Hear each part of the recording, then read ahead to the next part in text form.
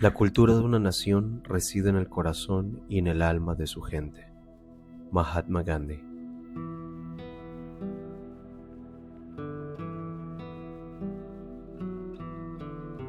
¿Cómo se define la alteridad? ¿Qué papel juega la comunicación en este proceso?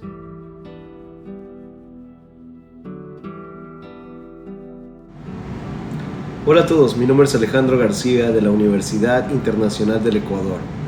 Curso la carrera de Comunicación Intercultural y Diversidad. En el tema de hoy quiero hablarles sobre la identidad cultural y la percepción del otro en los orígenes de la humanidad hasta nuestros tiempos. Iniciamos con la diferenciación cultural. La cultura debe entenderse como un conjunto de valores, símbolos y prácticas que son pasadas de generación a generación. Más allá de lo visible como el lenguaje, la vestimenta, influyen profundamente en las sociedades donde se emplean. Como decía Edward T. Hall, es la percepción que tenemos de nosotros, de cómo nos comunicamos y cómo actuamos.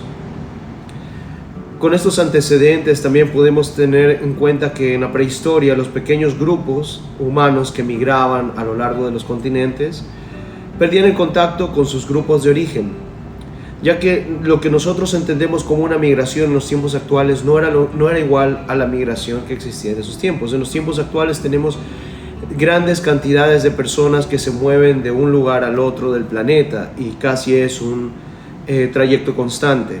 En la antigüedad eran consideradas como empujes. Ciertos grupos se dividían de sus tribus madres e iban a buscar mejores oportunidades en otro lado.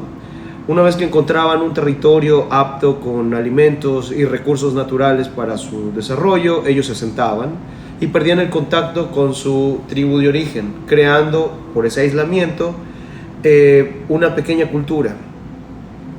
El tema principal de este trabajo también nos enfocamos bastante en lo que era el uso de ornamentas como collares para tratar de diferenciar las culturas que existían en ese entonces. Existe un estudio que definió que en el este de Europa, como en el oeste de Europa, se empleaban las decoraciones ornamentales, sobre todo en las mujeres y en los jefes tribales y los chamanes. Pero las piezas ornamentales que se usaban eran muy diferentes. Aunque en el este de Europa nosotros encontrábamos collares, por ejemplo, collares de conchas, y durante toda esa región ampliamente diferentes grupos sociales y tribus usaban el mismo accesorio, pero no lo usaban de la misma manera, sino que usaban los recursos que tenían a la mano en las regiones donde se encontraban, como también su simbología, sea animales, huesos, piedras preciosas. Entonces trataban de adoptarlo hacia su cultura, lo que los arqueólogos entienden como cultura, y eso los hace llevar a pensar que realmente eran los primeros inicios de cómo ellos reinterpretaban su cultura a través de estos adornos. En cambio, en el oeste de Europa, nosotros veíamos que cambiaban la parte de las conchas por huevos de avestruz, por marfil y por otras piezas que realmente representaban más a su cultura. Eran materias primas que tenían en abundancia en esos tiempos, entonces eso hacía que las personas tiendan a usarlas. Y notamos esa diferencia cultural y que es bien marcada, porque también nos demuestra el hecho de que en una región, tanto como en una como en la otra, el mismo concepto decorativo se emplee, pero varíe, muestra un intercambio de ideas, un comercio primitivo que hacía que las personas logren traspasar sus ideas, intercambiar nociones tanto religiosas como decorativas. Y eso nos lleva a nuestro siguiente punto, la parte de los rituales fúnebres en las culturas. En la parte de los rituales fúnebres vemos que existen varias etapas marcadas.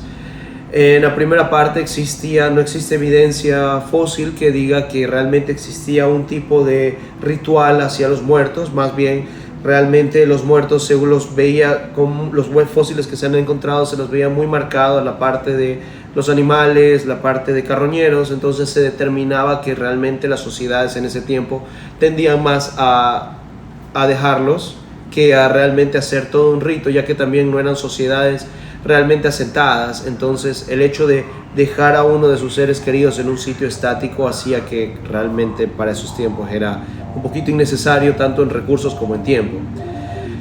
De repente luego vimos que existió una marca cuando se comenzaron ya a hacer montículos de tierra donde los muertos eran dejados y eran protegidos de los animales, y eran dejados también por objetos personales, tótems de las familiares hacia la persona fallecida. Entonces esto logramos ver a lo largo del continente, y los arqueólogos en diferentes partes del planeta, claro, también lograron determinar que eran los principios de una idea cultural que comenzó a esparcirse en diferentes regiones. De repente, por el carbono 14 logramos ver que en varias regiones de los continentes, casi por el mismo tiempo, comenzaba este rito fúnebre, comenzaba a tener más acogida.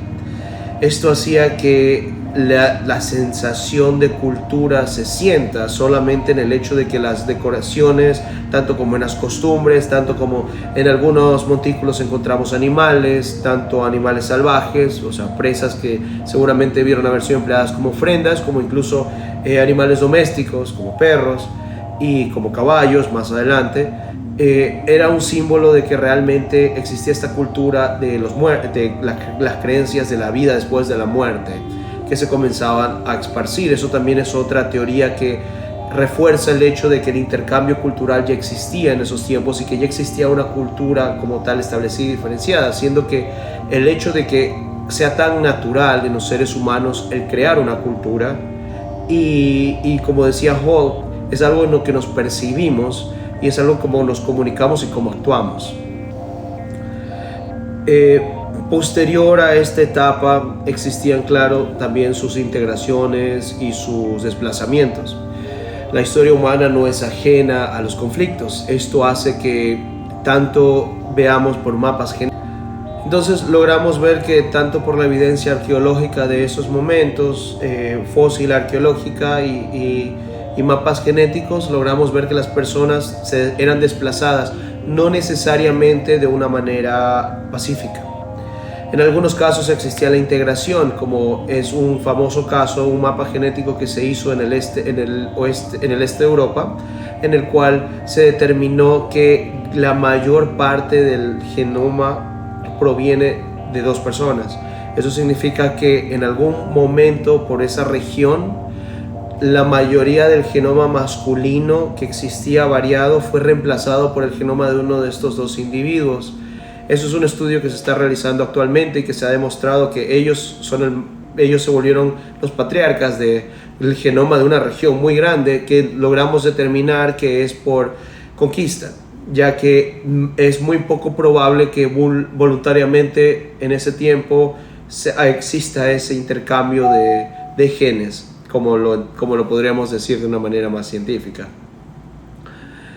Estos desplazamientos e integraciones hacían que las culturas que existían se unan con las culturas que estaban. De ahí venían los choques culturales, como lo hemos estudiado, en donde no solo por temas económicos, por temas sociales, por temas religiosos, sino ya por temas de gobierno, realmente la cultura más fuerte, que era normalmente la cultura que se asentaba sobre la cultura ya existente, reemplazaba estas culturas existentes y las modificaba, tomando lo mejor como también modificándolas totalmente.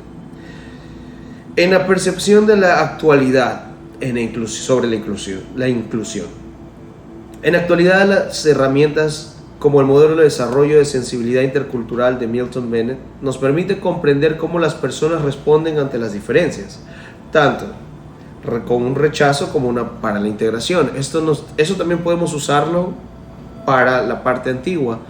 En los tiempos a lo largo de la historia hubieron muchas resistencias culturales. Esto se lo es demostrado a través de la conquista a las tribus nativoamericanas, como también el Imperio Romano, como también los griegos, como también otros grandes conquistadores que trataron de integrar territorios que tuvieron la opción de integrarse o rechazar por medio de la resistencia la cultura en la que se les está imponiendo. Entonces lo consideramos un tema y un modelo muy válido para cualquier tipo de época y muy válido también para los tiempos modernos. John W. Berry, por su parte, identifica que las estrategias de aculturización como integración, asimilación e marginación, dependiendo de cuánto se permite al migrante mantener su cultura original y conectar con la nueva.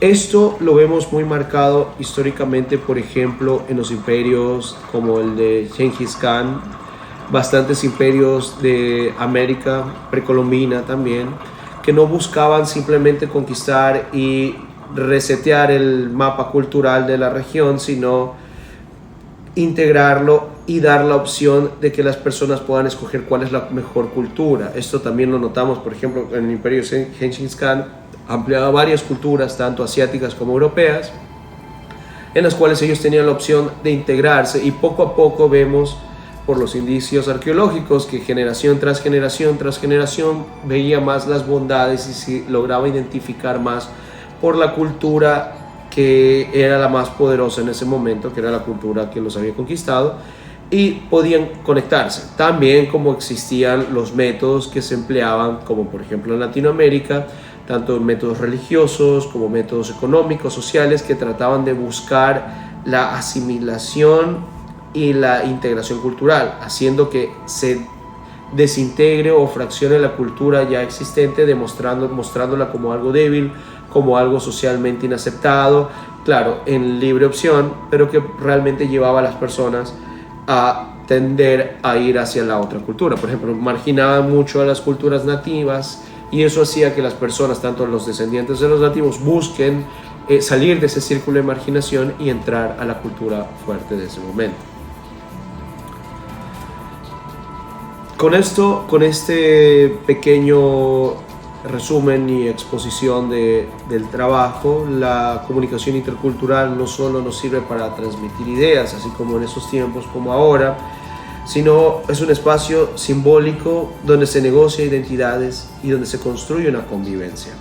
Realmente es lo que en la actualidad, en un planeta cada vez más pequeño y tan reducido, no en temas de solamente espacios, sino en temas de identidades. Ya en este momento de nuestra historia contamos con muchas identidades que están en nuestro continente y en otros continentes, que a veces existen conflictos entre ellas, y eso hace que realmente sea una negociación todo el tiempo, tanto en línea, en la identidad digital que tienen las personas, como en su día a día, en culturas, en trabajos y en negocios que cada vez son más interculturales e internacionales. Reconocer al otro como legítimo nos permite dejar atrás estereotipos y abrirnos a la verdadera inclusión multicultural. A lo largo de la historia hemos determinado que existían las culturas, que existía una autodeterminación de las personas, y eso también, así como en ese tiempo, y incluso a los tiempos de ahora, podemos ver que la identidad de cada uno existía, pero a la vez existía la identidad del otro como individuo diferente. Este es una exposición breve del trabajo. El trabajo busca explorarlo un poco más profundo, pero nos permite también tener en cuenta a la otra persona como una identidad aparte a nosotros, que constantemente tenemos que conocer y negociar y comprender. Es una de las herramientas más importantes en los tiempos de ahora. La comunicación intercultural realmente se ha vuelto el puente entre el presente y el futuro, un futuro en el cual nuestra cultura va a estar expuesta, modificada, e incluso en riesgo de ser reemplazada por muchas otras culturas que están por venir. Entonces ya depende de cada uno tener, así como la comunicación como un tema, una materia escolar básica, la comunicación intercultural se va a volver algo que realmente nos va a llevar a comprender y a abrir nuestra mente mucho más al rol